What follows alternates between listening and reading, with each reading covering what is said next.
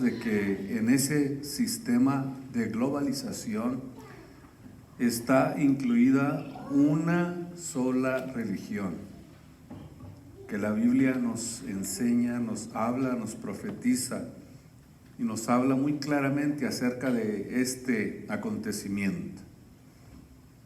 Estamos hablando de Apocalipsis 17:4, donde habla que esta mujer ramera está levantando un cáliz lleno de abominaciones. Y nos hemos detenido a hablar un poquito más acerca de lo que era el sacerdocio, primeramente en la Biblia. Ya lo miramos en nuestros dos anteriores servicios, y estamos viendo ahora a través del conocimiento de la palabra de Dios que ha existido un solo sacrificio que hizo perfectos para siempre a los que siguen a Jesucristo.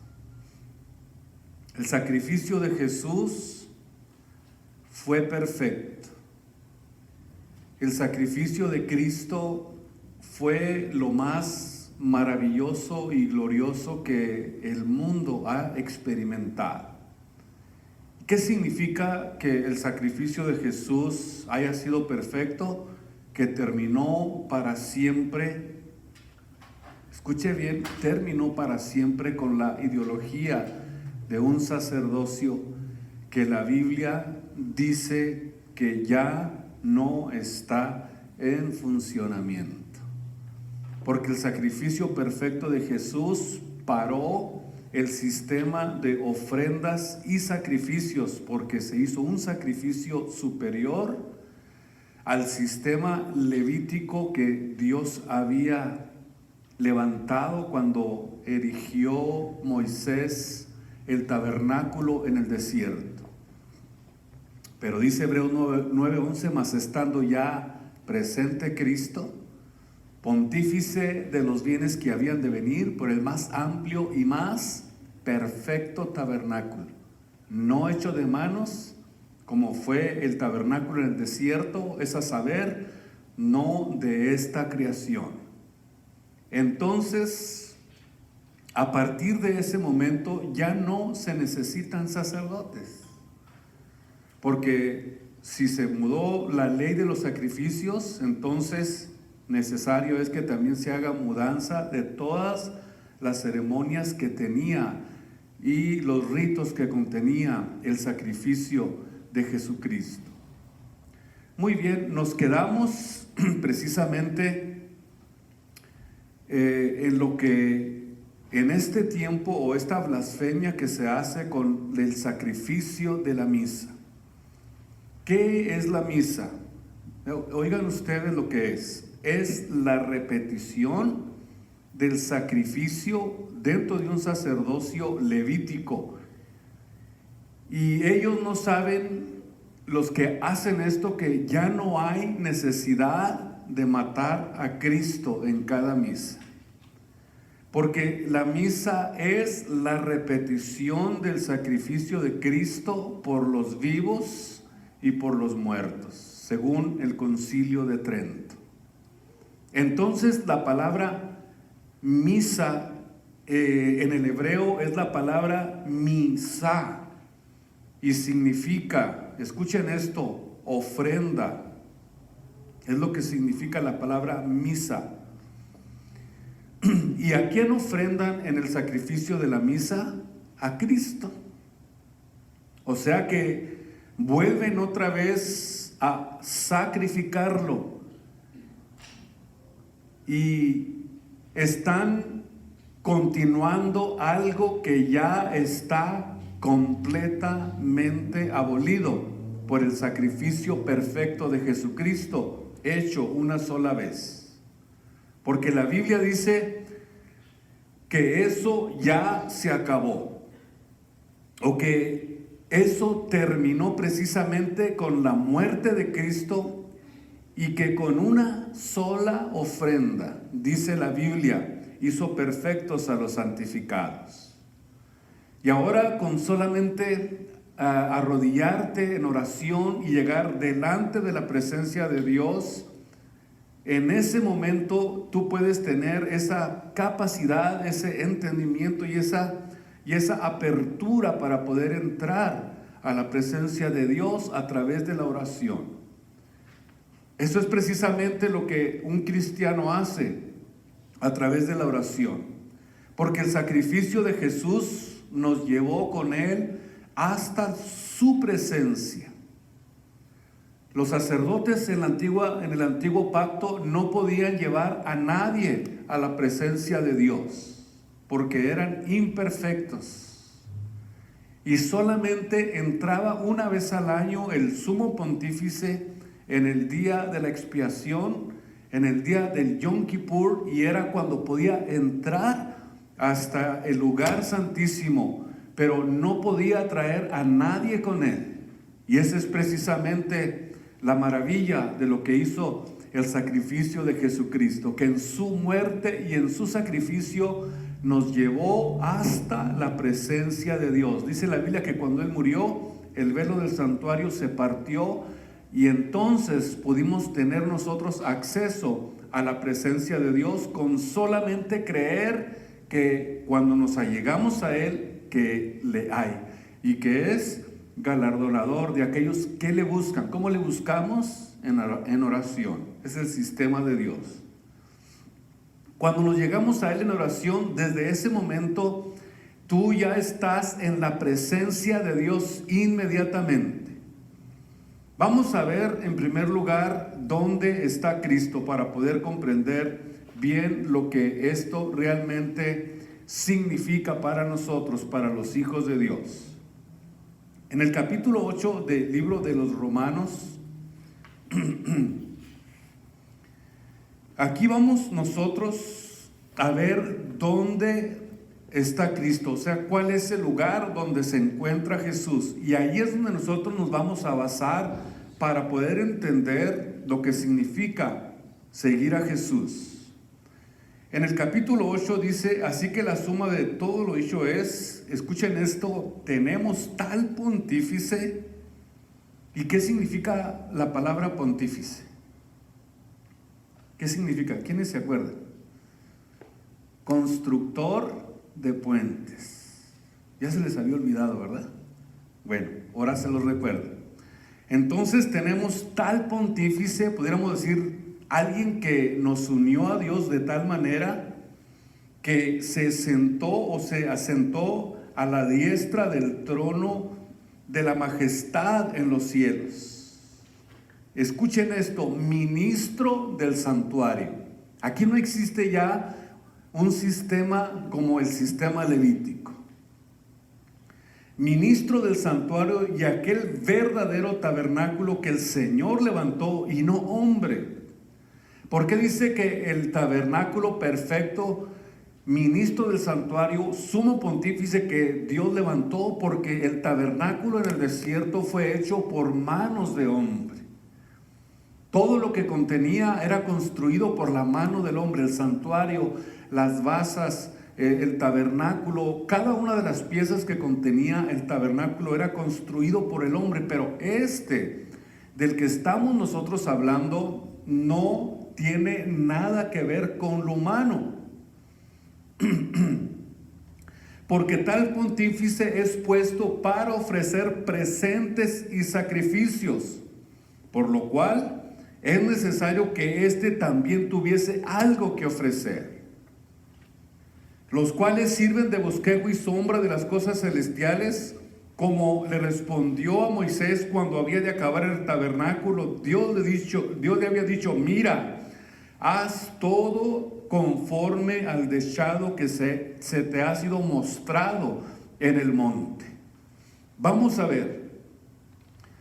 Ahora, el santuario de donde Cristo nos está ministrando, y porque ya no hay templos, ya no hay tabernáculos, ya no hay lugares donde edificados donde donde Dios pueda manifestarse. Porque Dios, dice la Biblia, ya no habita en templos hechos de mano. Ya no habita en templos construidos por el hombre. Ahora la presencia de Dios o el templo del Espíritu Santo es el creyente. Dios ahora habita en el creyente. O sea que nosotros nos hemos convertido realmente en tabernáculos o receptáculos del Espíritu Santo de Dios, de la gloria de Dios, y ahora nosotros somos el templo del Espíritu Santo.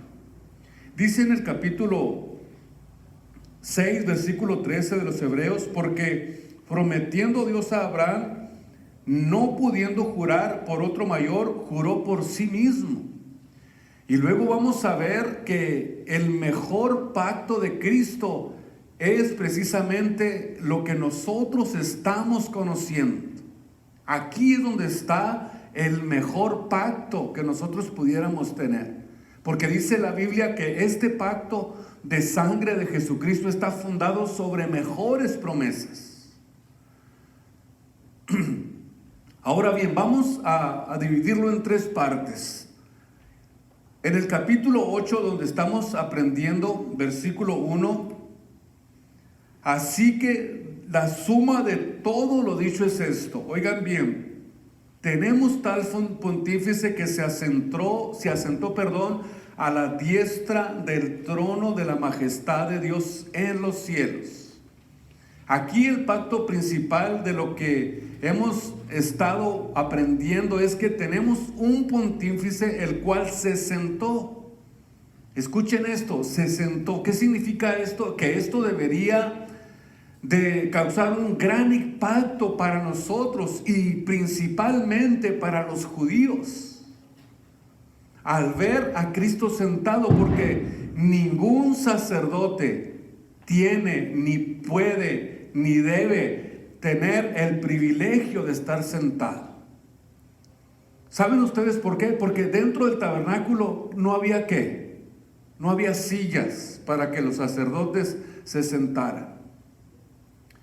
Porque los sacerdotes no podían hacerlo, no podían sentarse. Y la razón es porque tenía este del que estamos hablando, un sacerdocio superior. En el capítulo 10 de este mismo libro de los Hebreos, en el versículo 11, vean ustedes, así que todo sacerdote se presenta cada día ministrando y ofreciendo muchas veces los mismos sacrificios que nunca pueden quitar los pecados. Nunca pueden quitar los pecados, pero el sacrificio de Jesucristo, el sumo pontífice de capítulo 8, habiendo ofrecido por los pecados un solo sacrificio para siempre. Es muy importante entender que cuando habla de un solo sacrificio y para siempre, eso significa que es un sacrificio perfecto que abarca toda la eternidad. Un solo sacrificio para siempre está sentado a la diestra de Dios. O sea, los sacerdotes no se podían sentar. Es como por ejemplo un cura católico que cada domingo está ministre y ministre y ministre, y los sacrificios que él supuestamente está ministrando nunca pueden quitar los pecados absolutamente de nadie.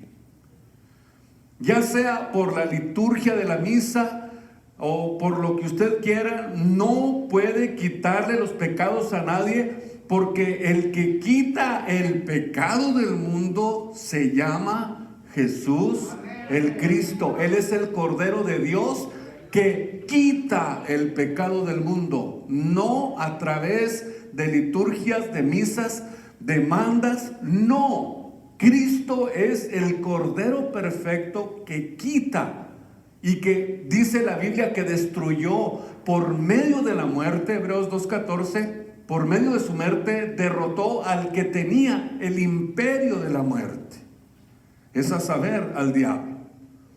Entonces no hay nada que pueda quitarle los pecados al hombre, sino solamente el sacrificio perfecto de Cristo, porque lo que quita los pecados del hombre es precisamente la muerte y el derramamiento de sangre en la cruz del Calvario a través del sacrificio perfecto de nuestro Señor y Salvador Jesucristo.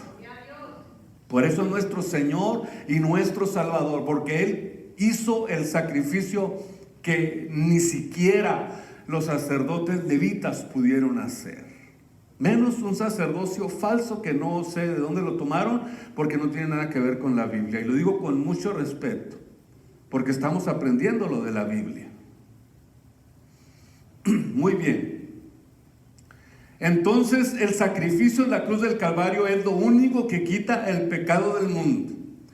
Y quiero decirles que este suceso del sacrificio perfecto en la cruz del Calvario es un suceso que no se puede volver a repetir. No se puede hacer circo, maroma y teatro, una pantomima de algo que es irrepetible. No se puede hacer de otra forma. Algo que tuvo realmente lugar en la cruz del Calvario, algo que es relevante, que es valioso, irrepetible, porque fue el sacrificio perfecto y capaz de librar al hombre del pecado y de la muerte. Dice en Juan 19:30 que en su muerte dijo él: consumado es. ¿Qué significa esto? Esto es algo que ningún sacerdote pudo ni siquiera haber dicho jamás. Nunca ningún sacerdote pudo haberlo mencionado. Solamente nuestro Señor y Salvador Jesucristo, el sacerdote eterno. Al decir consumado es, significa se acabó. Significa se completó, o sea, ya no hay nada que hacer por el pecado. Ya no hay nada que se le pueda añadir al sacrificio que trajo redención al mundo. Y dice Dios, consumado es. De aquí en adelante, 0 ofrendas, 0 sacrificios por el pecado. Se acabó, ya no hay nada de eso para poder ir a Dios, porque es solo y exclusivamente por Jesucristo que podemos entrar, la entrada al reino de los cielos. Cristo dijo: nadie viene al Padre si no es por mí. No hay otro camino, no hay otro sistema, no existe ninguna otra forma, sino solamente a través del sacrificio perfecto de Jesús. O sea, ya el ser humano no puede venir a Dios diciéndole: Señor, sana a mi hijo, te pido que sanes a mi esposa, que hagas esto, diciéndole: y te prometo que te voy a ofrecer esto y lo otro, y te prometo que voy a hacer esto, y te prometo que me voy a ir de rodillas por 2 cuadras. Ya no existe eso. Ya no existe ninguna ofrenda, ningún sacrificio que se le pueda añadir al sacrificio perfecto que hizo nuestro Señor Jesucristo. No necesita la ayuda de nadie. Ni tampoco se necesita añadirle absolutamente nada a ese glorioso sacrificio que trajo la salvación a nuestras almas y a nuestras vidas. Así es, ya no hay nada que podamos nosotros o que podamos hacer nosotros para agradar a Dios. ¿Estamos de acuerdo? Ya no hay nada que podamos hacer. Absolutamente nada. Lo único que agrada a Dios es nuestra fe y nuestra confianza en Él. Porque dice la Biblia que sin fe, sin creer, es imposible agradar a Dios. Ahora ya sabemos, ¿verdad?, cómo nosotros podemos agradar a Dios. Creíamos antes que entre más golpes nos damos en la espalda, más agradábamos a Dios. Y si sangrábamos, pues todavía más. Pero para poder agradar a Dios necesitamos, dice la Biblia, que todo el que se allega a Dios tiene que creer que le hay y que es galardonador de los que le buscan. O sea que para poder adquirir los galardones, para poder adquirir la fe y la confianza en Dios, es llegarnos a Él con plena certidumbre de fe. Dice el apóstol: purificados los corazones de mala conciencia y lavados los cuerpos con agua limpia. Eso es lo que nosotros hacemos. O sea, tenemos que llegarnos a Dios creyendo que hay y que Él es capaz de galardonarnos, de contestarnos, de bendecirnos y de que todo lo que pidiéramos en oración, creyendo que lo recibiremos, nos iba a venir. Porque, Hebreos 11:6, sin fe es imposible. O sea, la fe es lo único que mueve a Dios. Sin fe es imposible. La palabra imposible determina que ya no hay nada que nosotros pudiéramos hacer por nuestro propio esfuerzo. Ya no existe nada que pudiéramos hacer nosotros con nuestra propia capacidad para agradar a Dios. Qué preciosa es la Biblia, la palabra de Dios. Es lo mejor que tenemos. También dice en el capítulo 8:1 que está sentado a la diestra de la majestad en las alturas. Y esto precisamente demuestra la aprobación de Dios, que la salvación del hombre está ya completa. Ya está completa. Y cuando tú recibes a Cristo, recibes desde el momento en que tú recibes a Cristo, recibes toda, absolutamente toda la obra de redención. Recibes todos los beneficios, todos los privilegios, todos los dones. Cuando recibimos a Cristo, no nos falta absolutamente nada. La obra de expiación está completa en Cristo Jesús. Y dice en Colosenses 1:10 que en Cristo estamos completos. O sea que en Cristo no nos falta absolutamente nada. Estamos completitos en Jesús. Dios ya nos dio todo en Cristo. Ahora, la diestra de Dios es un lugar de exaltación, es un lugar de poder, es un lugar de señorío. En el libro de Filipenses, capítulo 2, quiero que ustedes vayan conmigo a Filipenses, el libro de Filipenses, capítulo 2, versículos 9 al 11, escuchen esto. En Filipenses 2:9. Por lo cual Dios también lo ensalzó a lo sumo y dióle un nombre que es sobre todo nombre, para que en el nombre de Jesús se doble toda rodilla de los que están en los cielos, de los que están en la tierra, de los que están debajo de la tierra, y toda lengua confiese que Jesucristo es el Señor.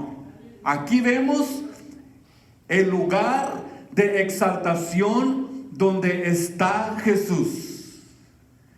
En el libro de los Efesios capítulo 1 versículo 19 dice el apóstol Pablo: y cuál aquella supereminente grandeza de su poder para con nosotros los que creemos. Escuchen esto, aquí está hablando de ese lugar de exaltación, de esa diestra de Dios. Nuevamente, y cuál aquella supereminente grandeza de su poder para con nosotros los que creemos, por la operación de la potencia de su fortaleza, la cual obró en Cristo, resucitando de los muertos y colocándolo a su diestra en los cielos, sobre todo principado, sobre toda potestad, sobre toda potencia, sobre todo señorío y sobre todo nombre que se nombra no solamente en este siglo, sino también aún en el siglo venidero. Eso quiere decir que Jesús fue exaltado, un nombre que es sobre todo nombre, y al sentarse a la diestra de Dios significa que no hay nadie como Él, ni en el cielo, ni en la tierra, ni debajo de la tierra, porque Él es absoluto, Él es único, no existe nadie como Cristo. Por eso es que nosotros nos hemos convertido en unos fieles seguidores de Él, porque Cristo es el alfa y el omega, principio y fin, el Rey de reyes, el Señor de señores. A Él sea la gloria y la honra en esta tarde preciosa. La palabra diestra es su poder, su fuerza, su autoridad, su dominio, su imperio, su reino. Es lo que está diciendo aquí el apóstol Pablo. Y en Marcos 14:62 Jesús dijo claramente: y veréis al Hijo de Dios o al Hijo del Hombre sentado a la diestra del poder de Dios. Jesús fue exaltado hasta lo sumo. Podemos confiar en Él con toda confianza.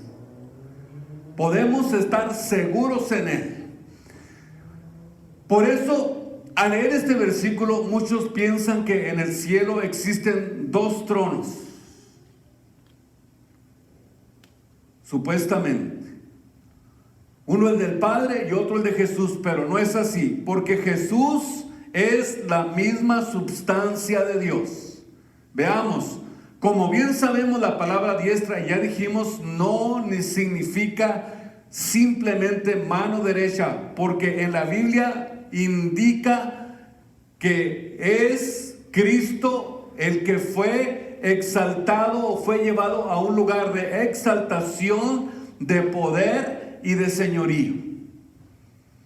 Y eso es exactamente de lo que nosotros estamos aprendiendo. No que se trata de que esté en una parte derecha, una mano derecha, no, sino que estamos hablando de que Él tiene todo el poder, toda la autoridad. Él es un Dios omnipotente, omnisciente y omnipresente. No existe nadie que nos pueda a nosotros dar la salvación, la seguridad, lo que nosotros hemos recibido de Él, como nos lo puede dar Jesucristo. Fuera de Él no hay quien salve.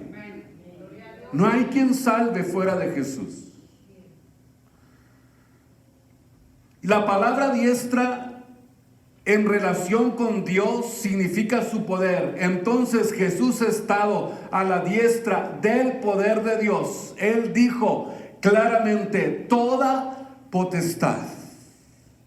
Escuchen, toda potestad me es dada en el cielo y en la tierra. Todo el poder, toda la autoridad, todo el señorío le pertenece a Jesucristo. Se lo ganó por el sacrificio perfecto que Él hizo en la cruz del Calvario. Y en Apocalipsis 1:8 dice: yo soy el alfa y el omega, principio y fin. Dice el Señor, el que es, el que era y el que ha de venir, el Todopoderoso, Jesús el Cristo. Si no fuera Él absoluto, entonces no sería todopoderoso. Pero ya entendimos que en el sacrificio de Jesús se completa el sacrificio perfecto. Por ejemplo, quiero darles una ilustración muy importante para que ustedes entiendan mejor esto. Aquí yo les voy a pedir mucho su atención. 100%. La derecha siempre representa a los ojos de Dios y el perdón y la justicia de Dios. Por ejemplo, el Sanedrín estaba formado por 70 personas y 2 escribas. Un escriba estaba al lado derecho y el otro escriba estaba al lado izquierdo.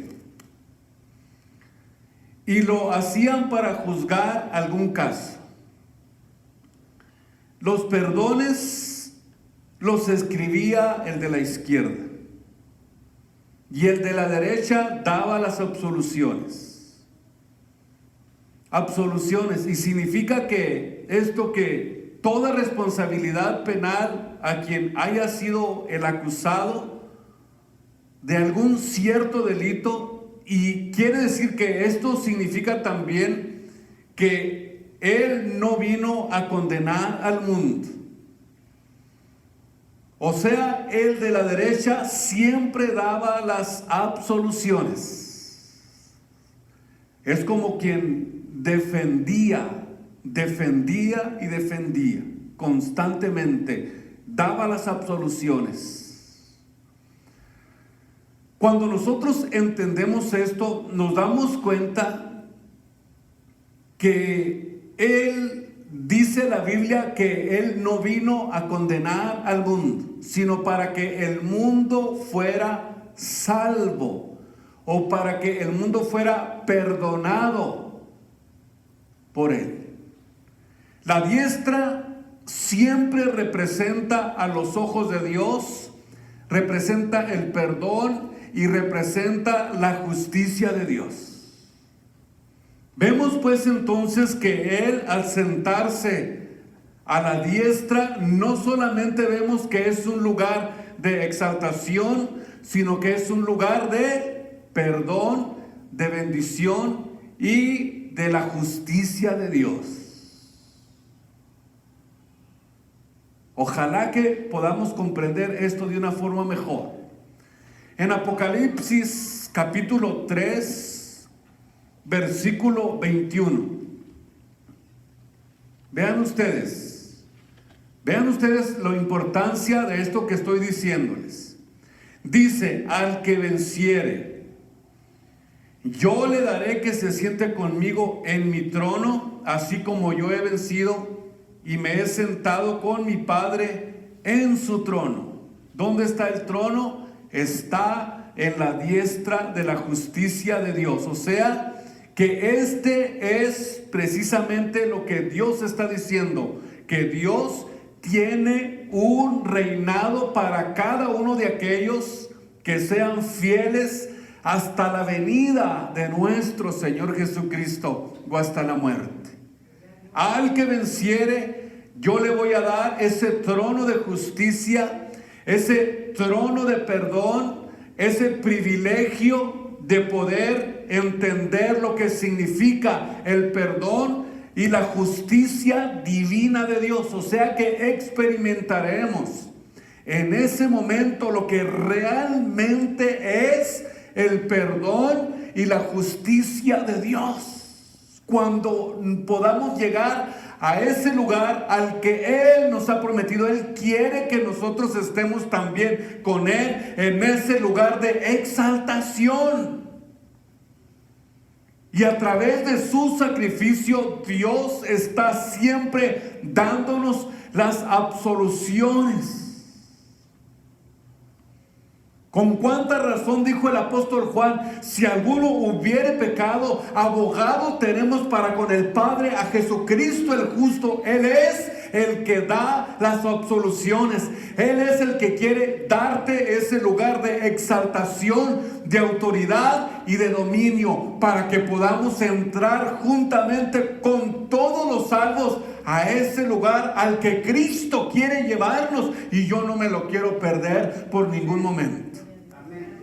Yo creo que cada uno de nosotros queremos llegar a ese lugar de exaltación al que Dios quiere llevarnos.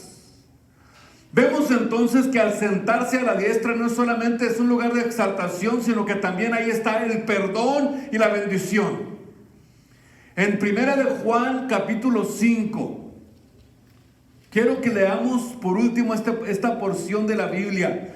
Primera de Juan capítulo 5, y vamos a leer versículo 4 y versículo 5. Porque todo aquello que es nacido de Dios, ¿qué es? Vence al mundo. Y esta es la victoria que vence al mundo: nuestra fe. ¿Quién es el que vence al mundo sino aquel que cree que Jesús es el Hijo de Dios? ¿Quién es el que vence? Sino solamente aquel que cree que Jesucristo es el Hijo de Dios. En otras palabras, al que venciere. O sea, ¿quién es el que vence? El que es nacido de Dios. Digámoslo, al que venciere. ¿Eres hijo nacido de Dios?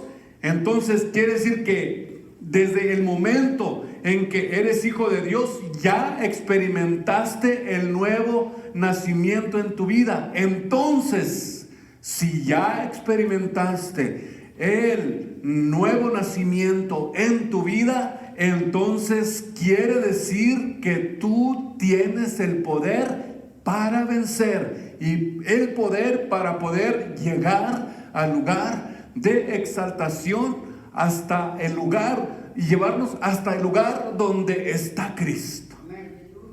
Allí está Cristo, dice la Biblia, esperando el momento de levantar a su iglesia, esperando el momento de celebrar las bodas del Cordero. Así que estamos preparándonos, estamos aparejándonos, estamos vistiéndonos, estamos ya de alguna forma en los retoques finales para poder nosotros llegar a ese lugar de exaltación, porque su esposa se ha aparejado. Su iglesia se está preparando, su iglesia está esperando el momento para que cuando Cristo venga por ella, la lleve a ese lugar de exaltación. Y entonces dice la Biblia que llegaron las bodas del Cordero, porque su esposa se ha aparejado, se ha preparado, y entonces allí verdaderamente vamos a disfrutar de lo que significa toda la plenitud de la presencia de Dios en nuestras vidas. ¡Qué gran momento nos espera como hijos de Dios! ¡Qué gran momento le espera a la iglesia de Jesucristo! Así que lo único que podemos exclamar en esta noche: ven, Señor Jesús. Ya estamos deseándolo. Estamos deseándolo ya, que Cristo venga. Yo hay días que lo deseo muy intensamente. Digo, Señor, ya ven por nosotros. Pero nosotros no mandamos. Nosotros solamente esperamos. Y si vemos que no sucede, decimos, Señor, sea tu voluntad y no la nuestra. Ahí donde está, inclinen su rostro.